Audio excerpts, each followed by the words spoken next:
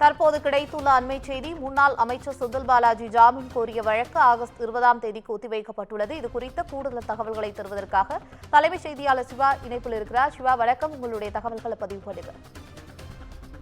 பவித்ரா, சட்டவிரோத பண பரிமாற்ற வழக்கில் இருந்து தன்னை ஜாமீனில் விடுதலை செய்ய வேண்டும் என்று செந்தில் பாலாஜி உச்சநீதிமன்றத்தில் தொடுத்த வழக்கினுடைய தீர்ப்பு இன்று வெளிவரும் என்று எதிர்பார்த்த நிலையில இந்த வழக்கினுடைய தீர்ப்பை ஆகஸ்ட் 20ஆம் தேதிக்கு ஒத்திவைத்து உச்சநீதிமன்ற நீதிபதிகள் தற்போது உத்தரவு பிறப்பித்திருக்கிறார்கள். குறிப்பாக அமலாக்கத்துறையிடம் பல்வேறு கேள்விகளை எழுப்பி இந்த கேள்விகளுக்கெல்லாம் பதிலளிக்க வேண்டும் என்று உச்சநீதிமன்றம் நேற்று முன்தினம் இந்த வழக்கு விசாரணைக்கு வந்தபோது தெரிவித்தது. குறிப்பாக அமலாக்கத்துறை கடந்த 15 மாதங்களாக செந்தில் பாலாஜியை சிறையில் வைத்து விசாரணை தற்போது வரை நடத்தி முடிக்காமல் இருப்பது ஏன்? இதுவரை 2500க்கும் மேற்பட்டவரிடம் சாட்சியம் பெற்றிருக்கக்கூடிய நிலையில செந்தில் பாலாஜி சிறையில் இருக்க வேண்டியவருடைய அவசியம் என்ன என்பன போன்ற பல்வேறு கேள்விகளுக்கு அமலாக்கத்துறை பதிலளிக்க வேண்டும்.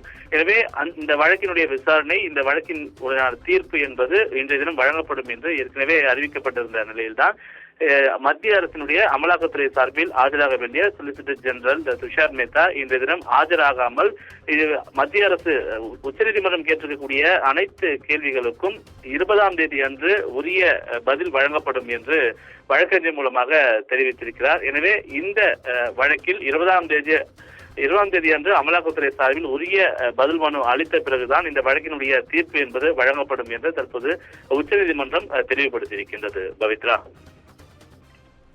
தற்போதைய தகவலுக்கு நன்றி சிவா.